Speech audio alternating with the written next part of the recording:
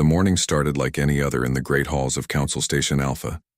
Thousands of beings from dozens of different worlds moved through the curved corridors, their voices mixing into a constant hum of galactic politics. The station hung in space like a massive silver wheel, its windows showing the stars that humanity had dreamed of reaching for centuries. Ambassador Jake Morrison walked quietly through these halls, carrying a simple data pad in his hands. He had made this walk hundreds of times over the past 3 years, but today felt different. Today would be his last day as humanity's voice in the Galactic Council. The other ambassadors barely noticed him as he passed. To them, Jake was just another human, one of the newer species that had joined the Council only 30 years ago. The tall, blue-skinned Vorthans looked down at him with their crystal eyes, thinking their thoughts were too complex for human minds to understand. The warrior-like Kresh ignored him completely, their scaled faces focused on military matters. The merchant Wellens saw him only as someone who might buy their goods. Jake had grown used to being overlooked.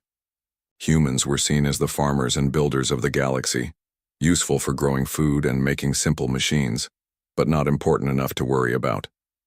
The Council's real decisions were made by the older, more advanced species. Humans just followed along and did what they were told. Captain Lisa Baker waited for Jake outside the council chambers. She stood straight and tall in her blue uniform, her brown hair pulled back in a neat style. Lisa had spent 2 years as the human military representative, watching the other species plan battles and make war strategies. They had asked for her opinion exactly 3 times in all that time. "Are you ready for this?" Lisa asked Jake as he approached. Jake nodded and held up the data pad. "It's all here. Simple and clean, just like everything else we do." Dr. Sam Phillips joined them at the entrance to the chambers. Sam had been the human representative on the Council's science board for 4 years. He was a quiet man with gray hair and tired eyes. The other scientists on the board treated his research like simple children's work, never understanding that his practical solutions actually made their complex theories work in the real world. "The files are all encrypted and ready to transfer," Sam said quietly. 20 years of research all locked away where they can't reach it. The 3 humans walked into the council chambers together. The great room was filled with representatives from 47 different species, all talking and arguing about trade routes and territory disputes. At the center of the room, Council Speaker Zethkar stood behind his crystal podium. The Vorthan leader was 12 feet tall, his body made of what looked like living blue crystal. When he spoke, his voice echoed through the chamber like music. Jake waited for a pause in the discussions, then stepped forward. The chamber didn't grow quiet. Most of the representatives kept talking among themselves. Only a few even looked in his direction. "Council Speaker," Jake said in his calm, steady voice, "I have a formal document to present to the Council." Zethkar looked down at the human with something that might have been curiosity. "Proceed, Ambassador Morrison." Jake held up the data pad and activated the main display screen. The document appeared for all to see, but most of the representatives were still having their own conversations. "Effective immediately," Jake read. "The human colonial government formally withdraws from the Galactic Council. All human representatives will return to human space within 7 standard days. All research agreements, trade partnerships, and military cooperation treaties are hereby terminated." The chamber fell silent. Not because the other species were shocked or upset, but because they were confused. Why would humans leave the Council? They had a good deal: protection from the Kresh military, access to Welland trade routes, and the chance to learn from Nexari science. What more could they want? Zethkar's crystal features shifted in what might have been a frown. "Ambassador Morrison, surely this is a negotiation tactic. What does humanity wish to discuss?" Jake shook his head. "This is not a negotiation, Speaker. This is a formal notice. Humanity is leaving the Council." "But why?" asked Ambassador Veltar of the Nexari Collective. The scholarly species were known for their love of learning, but they had never shown much interest in human knowledge. "Have we offended your people in some way?" "No offense has been given," Jake replied. "Humanity simply chooses to follow a different path." The Kresh military representative, General Throckmar, laughed with a sound like grinding metal. Let them go. Humans contribute nothing but food and basic tools. We can find others to fill that role.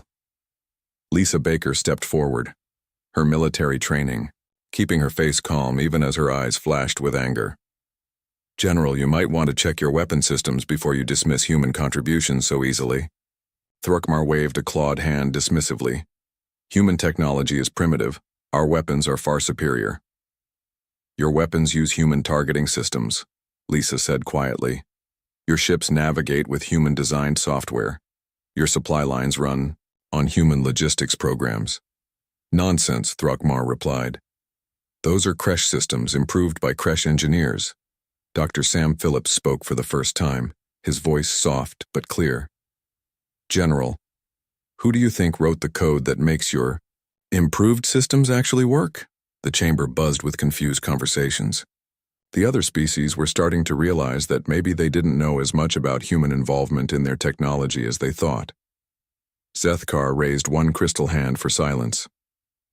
Ambassador Morrison, perhaps we should discuss this matter more carefully. Surely humanity's concerns can be addressed within the council structure. Our concerns are not with the council, Jake said. Our concerns are with the path we wish to take. Humanity has decided to build something new. New? Asked the Welland trade representative. What could be newer than the council? We have maintained galactic peace and prosperity for over 2,000 years. Jake smiled, but it was not a happy expression. You have maintained your version of peace and prosperity. Humanity seeks something different. Amy Johnson appeared at Jake's shoulder. She was the human engineer who had spent 5 years working on the council's infrastructure systems. Most of the other species didn't even know her name, but her work kept the station's life support, power grid, and communication networks running smoothly. The transition protocols are all in place, Amy said quietly to Jake. Everything will. Keep working for about 6 months. After that, she shrugged. What is she talking about? Zethkar demanded. Jake looked up at the crystal being who had led the council for 3 centuries. Speaker, humanity built more of your infrastructure than you realize. When we leave, we take our knowledge with us. What happens after that is your responsibility. The human delegation began walking toward the exit. Other representatives called after them, asking questions, making demands, offering compromises. Jake and his people ignored them all. At the doorway, Jake turned back one last time. The human embassy will be cleared by tomorrow. Our ships will depart within the week. We wish the council well in their future endeavors. And then they were gone, leaving behind a chamber full of confused and increasingly worried aliens. Over the next 3 days, human personnel throughout council space quietly packed their belongings and prepared to leave.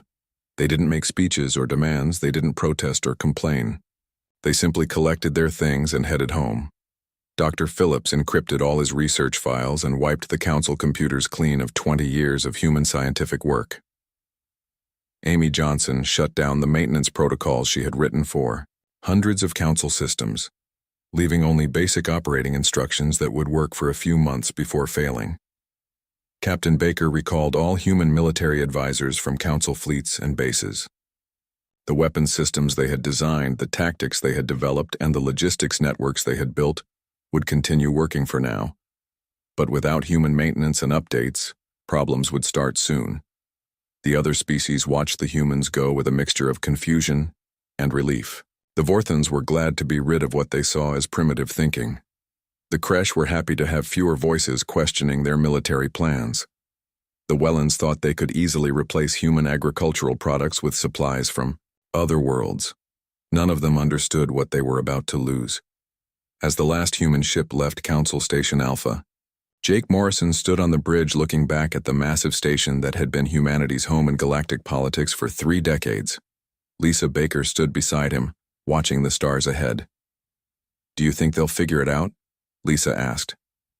Jake smiled, and this time it was genuine. Eventually, but by then we'll be long gone. The human fleet turned toward the outer rim of the galaxy, toward new worlds and new possibilities. Behind them, The Galactic Council continued its meetings, unaware that the foundation of their civilization had just quietly walked away. 3 months had passed since the humans left Council Station Alpha. General Throckmar of the Kresh Empire stood in his command center, staring at reports that made no sense. His latest military campaign against the rebel colonies in the Outer Rim had come to a complete stop, and he couldn't understand why. The Kresh had been fighting these rebels for 2 years. It should have been an easy victory. The Empire had superior numbers, better ships, and weapons that could cut through rebel defenses like paper, but now suddenly nothing was working properly. "General," his weapons officer called from across the bridge, "the plasma cannons are offline again. The targeting system keeps giving error messages." Throckmar's scaled face twisted in anger. "Fix it. We have a battle to fight." "Sir, we've tried. The system won't respond to our commands.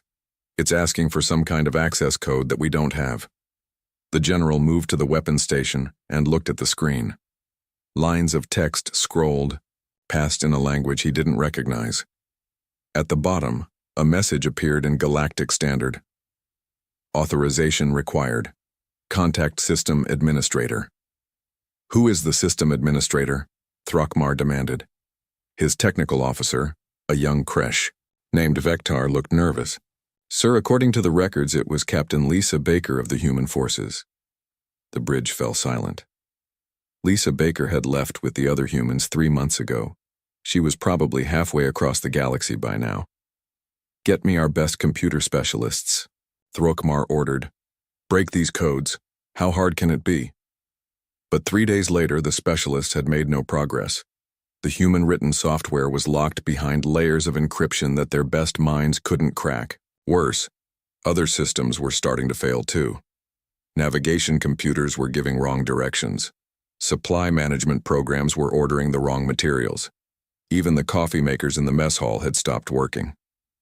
Meanwhile, on the agricultural world of Nexus Prime, Dr. Zaleth was having his own problems. The Nexari scientist had been in charge of food production for the entire Nexari collective, and his crops were dying. It had started small, a few fields showing lower yields than expected. Some problems with the automated irrigation systems. Dr. Zaleth had assumed it was just normal variation, the kind of thing that happened in farming. But then the problems got worse. Much worse.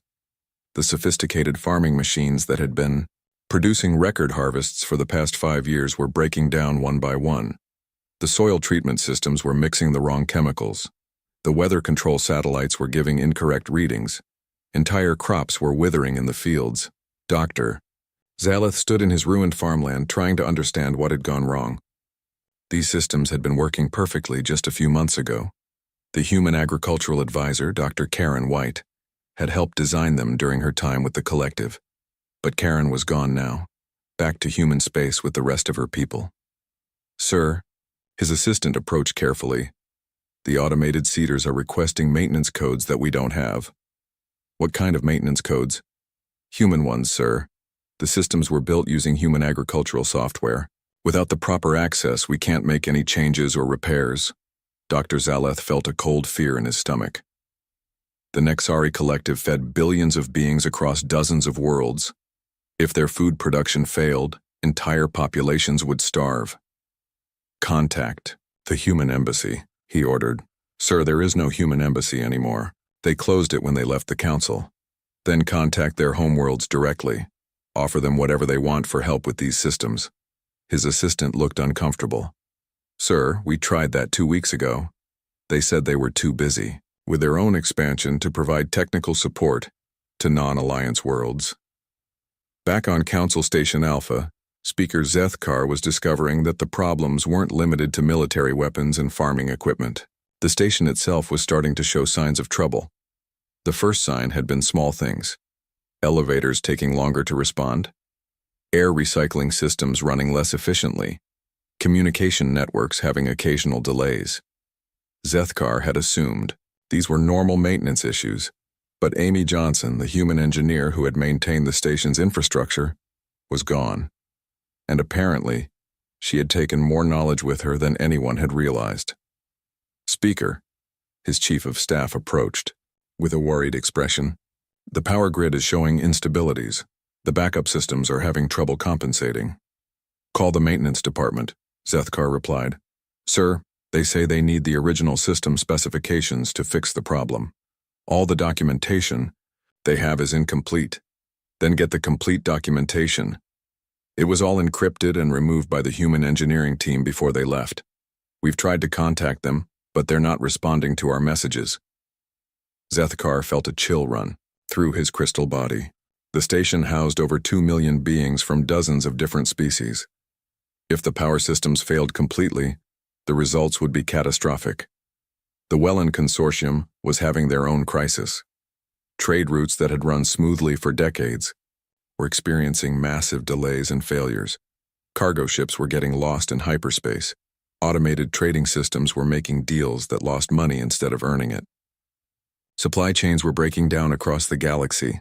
Consul Brekvan of the Welland stood in his office, surrounded by reports of financial disaster. In just 3 months, the consortium had lost more money than they had in the previous 10 years. Combined, how is this possible? He demanded of his trade advisors. These routes have been profitable for centuries. Sir, his chief analyst explained, it appears that much of our logistics software was designed by human programmers. When they left, they took the maintenance codes with them. The systems are slowly breaking down. Surely we can fix simple computer programs, Brekvan said. It's not that simple, sir. The human software integrated with our existing systems in ways we didn't fully understand. They made everything work together smoothly. But now that the connections are failing, we can't figure out how to repair them. The analyst showed him a screen full of code. Look at this routing algorithm.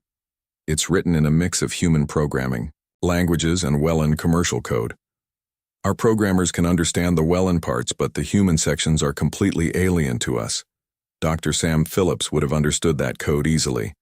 But Sam was now director of colonial research on the human world of New Terra, working on projects that the Council would never see. The medical crisis hit the hardest of all.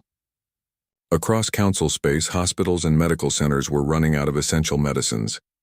Dr. Rachel Stone's biosynthesis techniques had been producing 60% of the galaxy's pharmaceutical supplies from her research facility on Council Station Alpha. But Rachel was gone, and her laboratory was locked behind security codes that no one could break. Dr. Helran, the chief medical officer for the Nixari Collective, stood in his empty pharmacy, staring at shelves that should have been full of life-saving drugs.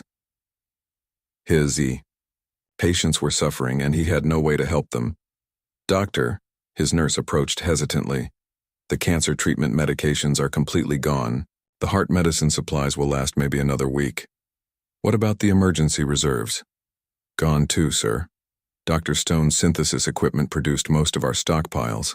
Without her processes, we can't make any more. Contact every pharmaceutical company in Council space. Buy whatever they have. Sir, they're all having the same problem. They all relied on Dr. Stone's work to some degree.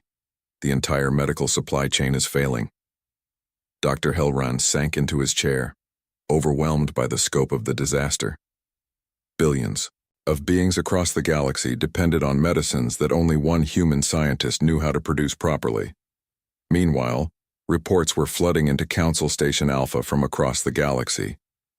The Vorthan communication networks were experiencing strange delays and errors. The Kresh military was finding that their most advanced weapons wouldn't function without human-written software.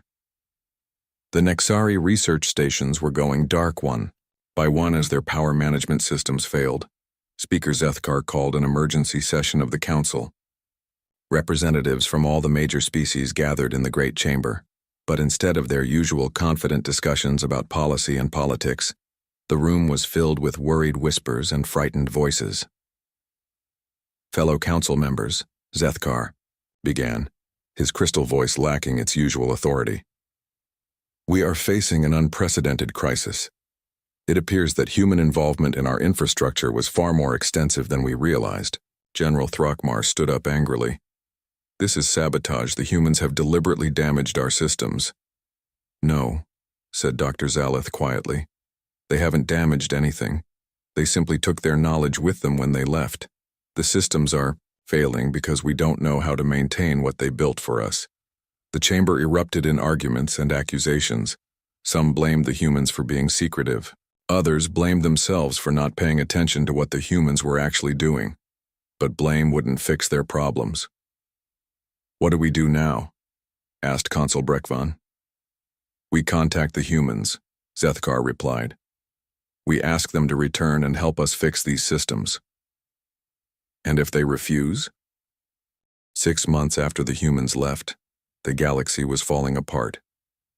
General Throckmar stood on the bridge of his flagship, watching his once mighty fleet retreat from what should have been an easy battle.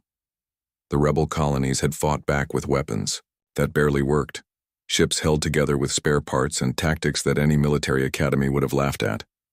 But the Kresh Empire, rulers of 1,000 worlds, had been forced to run away.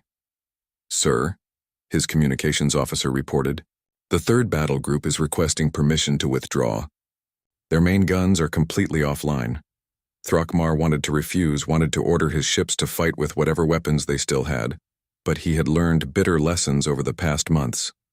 Without the human-designed targeting systems, his plasma cannons couldn't hit anything smaller than a space station. Without the human navigation software, his ships had trouble finding their targets at all. Grant permission," he said through gritted teeth. "All ships return to base." The rebels cheered as the massive Kresh battleships turned and fled. It was the first time in 500 years that the Empire had lost a major battle, but Throckmar knew it wouldn't be the last. His weapons officer approached nervously. "General, we've received another message from the rebel leader. They're offering to sell us replacement parts for our targeting systems." "Sell us parts? Those primitive rebels?" "Sir, it appears they've been buying surplus human technology from the colonial markets. Their weapons are now more advanced than ours." Throckmar felt something he had never experienced before in his long military career. Fear. The Empire's enemies were growing stronger while his own forces became weaker every day. On the other side of the galaxy, the Wellen Consortium was facing complete economic collapse. Consul Brekvan sat in his empty office, staring at financial reports that showed losses beyond anything in recorded history. The great trading empire that had built wealth from 1,000 worlds was bankrupt. "How much do we have left?" he asked his chief accountant. "Sir, if we sell everything we own and shut down all operations, we might have enough credits to pay our debts. Maybe. What about the emergency funds?" "Gone, sir. We spent them trying to hire programmers to fix our logistics systems. None of them succeeded." Brekvan looked out his window at the Wellen homeworld below. Once, cargo ships had filled the sky like clouds, carrying goods to every corner of the galaxy. Now the skies were empty. The great spaceports stood silent. Millions of Wellen workers had lost their jobs. "Sir," his assistant entered quietly, "there's a representative from the Human Colonial Alliance here to see you." Brekvan's heart jumped with hope.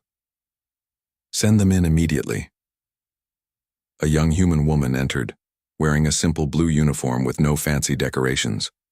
She looked around the expensive office with curious eyes, as if she had never seen such wealth before. "I'm Jennifer Clark from the Colonial Trade Division," she said. "I understand you're having some business difficulties." "Difficulties?" Brekvan almost laughed. "Young lady, my entire civilization is collapsing. Our trade networks have failed completely. We need your help to repair them." Jennifer nodded sympathetically. "Yes, we've heard about your problems. The Colonial Alliance might be willing to provide some assistance." "Anything," Brekvan said quickly. "We'll pay whatever you ask." "Well," Jennifer said slowly, "we could establish new trade routes using our own logistics systems. Of course, we'd need to manage them ourselves to ensure proper maintenance." "You want to control our trade routes?" "Not control, sir. Manage. We've learned that our systems work best when our people oversee them directly." Brekvan realized what she was really saying. The humans would help, but only if the Wellens gave up control of their own economy. It was either that or complete collapse. "I'll need to discuss this with the Consortium Council," he said. Jennifer smiled politely. "Of course. Take your time. We're not going anywhere." But as she left, Breckvan knew they both understood the truth. The Wellens had no choice at all. The medical crisis had become a disaster beyond imagination. Dr. Hellran walked through hospital corridors filled with patients he couldn't help. The medicines that had kept billions of beings healthy and alive were gone, and there was no way to make more. "Doctor," a nurse called from one of the patient rooms. "We're losing another one." Dr. Hellran entered the room to find a young Nexari child dying from a disease that should have been easily treatable. The medicine existed, the knowledge existed, but the production facilities that made it were all locked behind human encryption codes. "Have we heard anything from the human colonies?" he asked. "Yes, sir. They sent a medical team to the border worlds last week." "To help us?" "No, sir. To help human refugees who are fleeing from council space." Dr. Hellran felt a deep sadness. Across the galaxy, beings were leaving their homes and traveling to human colonies, begging for medical treatment that only human doctors could provide. The refugees were being welcomed and treated, but they had to give up their old lives completely. The humans weren't being cruel. They were simply too busy building their new civilization to spare resources for their former colleagues. On Council. Station Alpha, Speaker Zethkar was facing the worst crisis in the Council's 2,000-year history. The great station that had been the center of galactic government was slowly dying. The power grid was failing in sections. Entire decks had been sealed off when the life support system stopped working. The communication networks that connected the Council to thousands of worlds were becoming unreliable. Some days, entire sectors of the galaxy went silent. "Speaker," his chief of staff reported, "the Kresh Empire is requesting emergency assistance. Their military is no longer capable of maintaining order in their territory." "What kind of assistance?" "They want Council peacekeeping forces to help suppress rebellions." Zethkar almost laughed, but there was no humor in the situation. "What peacekeeping forces? Our own ships can barely navigate space lanes without getting lost." "Sir, there's more. The Nexari Collective is reporting food riots on 17 worlds. The Wellen Consortium has filed for bankruptcy protection. 3 minor species have announced they're leaving the Council to join the Human Colonial Alliance." The speaker looked around the Council chamber, which was now only half full. Many representatives had stopped coming to meetings because their ships couldn't make the journey reliably. Others had returned to their home worlds to deal with local crises. "How many requests for human assistance have we sent?" Zethkar asked. 47 official requests, sir, plus hundreds of unofficial messages from individual worlds and organizations. And their response? The same each time. They're focused on their own development and cannot spare resources for non-alliance worlds. Zethkar understood the message. The humans weren't interested in fixing the Council's problems. They were building something new, something better, and they were inviting other species to join them as equals, rather than trying to prop up the old system. Admiral Chuck Davis, formerly the human military liaison to the Council, now commanded the Colonial Defense Force from his headquarters on New Chicago. He stood in his command center, watching displays that showed human space expanding day by day. "Admiral," his intelligence officer reported, "the Kresh Empire has lost control of the Outer Rim completely. The rebel colonies there are asking to join the Alliance. What's our assessment of their military capability?" "Minimal, sir, but they have valuable mining operations and strategic position near the core worlds." Chuck nodded. "Send a diplomatic mission. Full membership offer, same terms as everyone else." "Sir, the Kresh are threatening military action if we interfere in their territory." "With what military?" Chuck asked. "Half their fleet can't leave port because their engines won't start." It was true. The mighty Kresh Empire, which had once threatened entire sectors of the galaxy, was now struggling to maintain order on its own worlds. Their weapons didn't work, their ships couldn't navigate properly, and their enemies were better armed than they were. President Kate Morgan received daily reports about the spreading chaos in Council space. Governments were falling, economies were collapsing, and billions of beings were suffering. But she also received other reports that showed the positive side of the crisis. Human colonies were thriving. New worlds were being settled every month. Scientific research was advancing faster than ever before. The Colonial Alliance was growing as more species chose to abandon their failing governments and join the humans in building something new. Madam President, her aide entered with the latest batch of requests for assistance. The Council has sent another formal plea. They're offering to dissolve completely and hand over all authority to the Alliance. Kate read the message carefully. It was signed by Speaker Zethkar himself, and it offered humanity everything the Council had once denied them. Complete authority over galactic government, access to all resources and territory, and the surrender of every Council world. "What's our response?" her aide asked. Kate looked out the window of her office at the bustling city of New Terra. Human. Children played in parks designed with the best of human engineering. Scientists worked in laboratories that pushed the boundaries of knowledge. Farmers grew crops using techniques that fed billions efficiently and sustainably. 1 year after the humans left, Speaker Zethkar stood alone in the council chamber. The great hall that had once been filled with representatives from dozens of worlds now echoed with emptiness. Only 7 species still attended meetings, and they came more to share their problems than to govern anything. The crystal being's light had dimmed over the past months. The station's failing power systems couldn't provide enough energy to keep him healthy, and there were no human engineers left to fix the problems. He was dying slowly, just like the civilization he had led for so long. "Speaker," his aide approached carefully, "we've received another response from the Human Colonial Alliance." Zethkar straightened, hope flickering in his crystal matrix, and they regret that they cannot provide the technical assistance we requested. They suggest we contact local repair services for our infrastructure needs. The speaker would have laughed if he could. Local repair services. As if any species in council space still had the knowledge to fix human-designed systems. It was like suggesting they contact their ancestors to repair broken history. "What about our offer of full partnership?" Zethkar asked. "Declined, sir.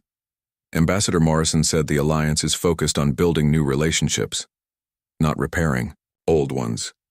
Jake Morrison was now the Human External Affairs Coordinator, based on the thriving world of New Austin. His office received dozens of messages every day from council worlds begging for help, offering everything from rare minerals to complete political submission. He read them all carefully, then filed them away. The humans had moved beyond revenge or anger. They simply had better things to do. Dr. Sam Phillips walked through his new research facility on New Geneva, marveling at what human scientists could accomplish when they weren't held back by bureaucratic rules and theoretical limitations. His team had made more breakthroughs in the past year than he had managed in 20 years with the council. "Director," his assistant called from across the laboratory, "we've got another group of Nexari scientists at the gate. They want to defect to the Alliance." Sam nodded. It happened almost daily now. Scientists, engineers, doctors, and other skilled beings from across the galaxy were abandoning their homeworlds to join the human colonies. They brought valuable knowledge and fresh perspectives, but they also brought stories of the continuing collapse. "The usual process," Sam said. "Full background check, integration training, and assignment based on their skills. No special treatment, but no discrimination either." The Colonial Alliance had a simple policy for refugees from council space. Anyone who wanted to join was welcome, but they had to leave their old loyalties behind completely. No special privileges for former nobility, no separate communities for different species. Everyone started as equals in the new society. Captain Lisa Baker, now Admiral Baker of the Colonial Fleet, stood on the bridge of the HSS Independence, humanity's newest battleship. The ship was a masterpiece of engineering, built entirely with human technology and crewed by humans and allied species working together as equals. "Admiral," her communications officer reported, "we're receiving a distress call from the Kresh border. It appears to be a refugee convoy under attack." "Kresh military?" "No, ma'am. Pirates. The convoy is mostly civilian ships carrying families fleeing the Empire." Lisa considered her options. The Kresh Empire had been hostile to humanity for decades, treating them as inferior beings barely worth notice. But these weren't soldiers or politicians. They were ordinary families trying to escape the chaos that their leaders had created. "Set course for the convoy," she ordered. Full speed. Ma'am, we'll be crossing into Kresh territory.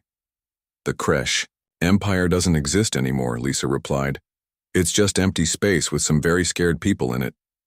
The Independence and her escort ships arrived to find a dozen pirate vessels attacking a convoy of refugee ships. The pirates had been taking advantage of the Empire's collapsed defenses, raiding helpless civilians with stolen military equipment. The battle lasted exactly 4 minutes. The human ships moved with precision that the pirates had never seen before. Their weapons hit targets with perfect accuracy. Their shields deflected attacks that should have caused serious damage. Most importantly, their crews worked together like parts of a single machine. When it was over, the pirate fleet was either destroyed or fleeing, and the refugee convoy was safe. "This is Admiral Baker of the Colonial Fleet," Lisa announced on an open channel. "Any ship carrying civilian refugees is under our protection. Pirates and raiders will be dealt with accordingly." The message spread quickly through the chaos of Vayu, former council space. The humans were back, but not as the subordinate species that had left quietly a year ago. They were now the strongest military force in the galaxy, and they were using that strength to protect the innocent rather than conquer territory. General Throckmar received the news in his bunker on the Kresh homeworld. The once mighty warrior now commanded a military that existed mostly on paper. Half his ships couldn't leave port, and the other half could barely defend their own bases. "Sir," his aide reported nervously, "the humans have established a refugee camp in the Kepler sector. They're accepting any Kresh citizen who wants to leave the Empire." "That's our territory," Throckmar growled. "Sir, with respect, we don't control that territory anymore. We haven't had a functioning military presence there for 6 months." It was true. The Empire was fragmenting into dozens of independent systems, each struggling to survive on its own. Some had already applied to join the Colonial Alliance. Others were being overrun by pirates or rebels. A few were trying to maintain the old ways, but they were failing quickly without human technology to support them. "What about our demands for human technical assistance?" Throckmar asked. "They've offered to accept our engineers into their training program, sir. On their worlds, under their rules. They want our people to become human? They want our people to become citizens of the Alliance, sir. Same as everyone else." Dr. Zaleth stood in the ruins of what had once been the galaxy's most productive agricultural world. The farms that had fed billions were now empty fields growing only weeds. The sophisticated machines lay broken and silent. The knowledge to run them was locked away in human minds on distant worlds. A small ship landed nearby, and Dr. Zaleth watched as a young human woman stepped out. She wore practical work clothes and carried a simple toolkit, nothing like the expensive equipment that council scientists always used. "Dr. Zaleth?" she asked, approaching with a friendly smile. "I'm Susan Lopez from the Alliance Agricultural Development Program." "You've come to help us?" Zaleth asked hopefully. "I've come to offer you a choice," Susan replied. "The Alliance is establishing new agricultural colonies in this sector. We need experienced farmers and scientists to help design them. You want me to abandon my world?" Susan looked around at the dead farmland. "Doctor, what world? There's nothing left here to save. But you could help us build something new."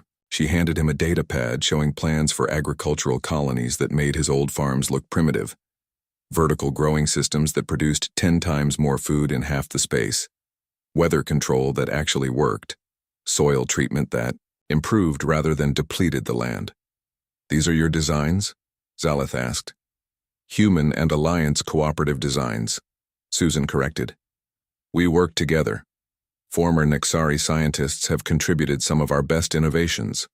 Zaleth realized she was offering him something the Council never had: true partnership. Not subordination or charity, but a chance to help build something better than what had come before. The Vorthon home world was dying. The crystal beings needed specific energy frequencies to survive, and their power systems could no longer provide them. Speaker Zethkar's personal energy levels were so low that he could barely maintain his physical form. "Sir," his aide reported, "the humans have agreed to meet with you." "Here?" "No, sir. On neutral territory. The station at Epsilon Gate." Zethkar knew it was probably his last chance. The journey to Epsilon Gate would use most of his remaining energy reserves. If the humans refused to help, he wouldn't have enough power to return home, but he had no choice. The Vorthan civilization was weeks away from complete extinction. The meeting took place in a simple conference room with basic furniture and standard lighting. Jake Morrison sat across from the dying council speaker, flanked by Admiral Baker, and President Morgan, who had traveled from New Terra specifically for this meeting. "Speaker Zethkar," President Morgan said formally, "we understand you wish to speak with us." "President Morgan," Zethkar replied, his voice barely audible, "I come to surrender." "We're not at war," Jake said gently. "There's nothing to surrender." "I surrender the arrogance that destroyed us," Zethkar continued. "I surrender the pride that blinded us to your true contributions. I surrender the ignorance that cost us everything." Kate Morgan studied the dying alien leader with compassionate eyes. "What do you want from us?" "Save my people," Zethkar whispered. "Not as subjects or servants, but as equals. Teach us to be better than we were." "The Alliance has citizenship programs," Admiral Baker said. "Standard integration process, same as everyone else. You would accept us, after everything we did?" 2 years after the humans left the Galactic Council, the galaxy looked completely different. President Kate Morgan stood on the observation deck of New Terra's Capitol building, watching ships arrive and depart from the busy spaceport below. The vessels came from hundreds of different worlds, carrying beings from dozens of species, all working together as citizens of the Colonial Alliance. "Madam President," her aide approached with the daily reports, "the integration numbers are in. We've processed another 50,000 new citizens this month." Kate nodded, reviewing the data. "Former Kresh warriors working alongside Nexari scientists, fourth-hand engineers learning human manufacturing techniques, Welland traders adapting to Alliance commercial law. It was everything the old council had claimed to be but never actually achieved." "Any word from the outer sectors?" Kate asked. "Yes, ma'am. The Kepler colonies are reporting successful harvests. The mining operations in the Ross sector are ahead of schedule, and the research station at Wolf 359 has made another breakthrough in energy production. Each success represented something that would have been impossible under the old system. The Alliance didn't just allow cooperation between species, it required it. Every colony, every research project, every military unit was deliberately mixed, forcing different species to work together as equals." Dr. Sam Phillips walked through his expanded research complex on New Geneva, accompanied by his team leaders, a mix of humans, reformed Nexari, and even a few Vorthan crystal beings who had adapted to working in physical laboratories. The facility was 10 times larger than his old council laboratory, and infinitely more productive. "Director," Dr. Zaleth called from across the main lab. The former Nexari agricultural expert had become one of the Alliance's leading food production specialists. "The vertical farming tests are showing remarkable results. We can feed 10 times more people with half the land." "Excellent," Sam replied. "How soon can we implement this on the new colonies?" "The human engineers say they can have the equipment ready within 6 months," said Velkar, a Vorthan who had joined the team after his home world's collapse. "Their manufacturing capabilities are extraordinary." It was true. Human industry, freed from council regulations and restrictions, had exploded across the galaxy. Alliance factories produced goods that made the old council technology look primitive. Ships that were faster, weapons that were more accurate, tools that were more efficient, all designed by mixed teams working without the artificial barriers that had limited the old civilization. Admiral Lisa Baker stood on the bridge of the HSS Liberation, flagship of the Alliance fleet. The massive ship was patrolling the border between Alliance space and what remained of the old Council territories. But this wasn't a military patrol, it was a rescue mission. "Admiral," her communications officer reported, "we're receiving distress signals from the Proxima system. Appears to be refugees from the Kresh Civil War." "How many ships?" "Approximately 200 civilian vessels, ma'am. They're requesting permission to enter Alliance space." Lisa smiled. 2 years ago, those same refugees would have been trying to conquer Alliance worlds. Now they were begging for protection from the chaos their own leaders had created. "Grant permission," she ordered. "Escort them to the processing station at Centauri Base. Full refugee protocols." The refugee processing had become routine. Former enemies arriving desperate and broken, expecting punishment or slavery, only to discover they were being offered genuine citizenship in a society better than anything they had known. But not everyone was welcome. The Alliance had strict policies about war criminals and those who had committed crimes against sentient beings. Justice was important, but so was the chance for redemption. General Throckmar sat in a small apartment on New Austin, wearing simple civilian clothes instead of his old military uniform. The former creche commander now worked as a security consultant for Alliance colonies, using his knowledge of military tactics to help protect peaceful settlements. It had been a hard adjustment, going from commanding millions of soldiers to advising small colonial defense forces. But it was honest work, and for the first time in his long life, Throckmar felt like he was actually protecting people instead of conquering them. "Sir," his human assistant called from the next room. "We've got a request from the New Jakarta colony. They're having trouble with pirates in their shipping lanes." Throckmar studied the tactical situation on his computer screen. The pirates were using old creche military equipment, probably stolen during the Empire's collapse.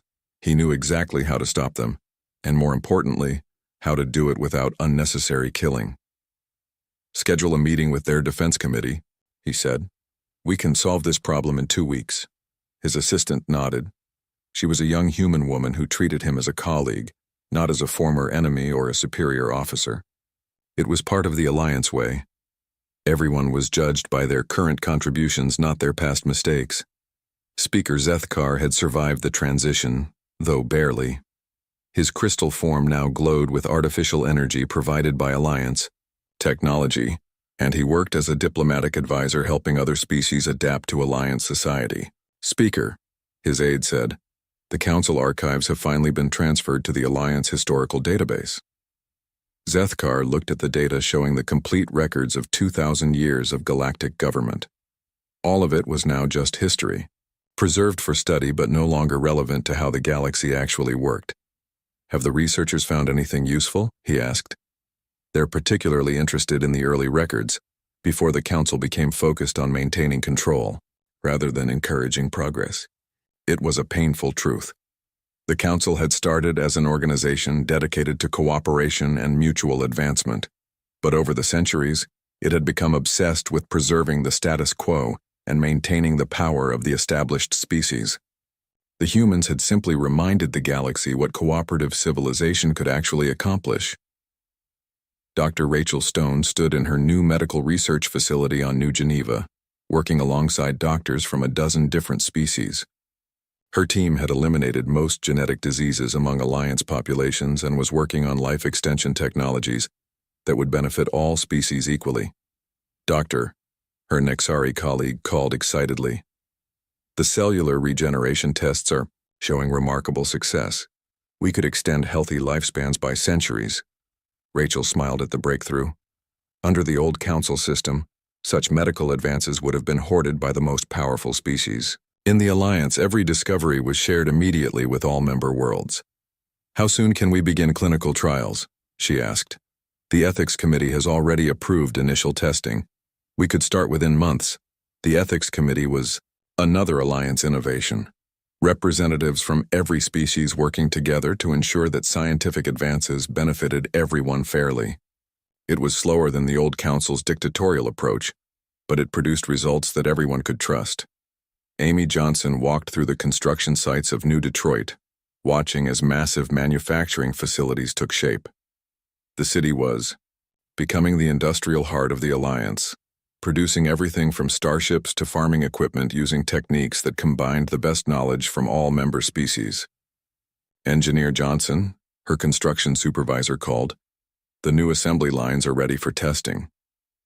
Amy nodded, checking her tablet. The production capabilities they were building would have seemed impossible just 2 years ago. But when humans were free to innovate and other species were free to contribute their expertise, amazing things became routine.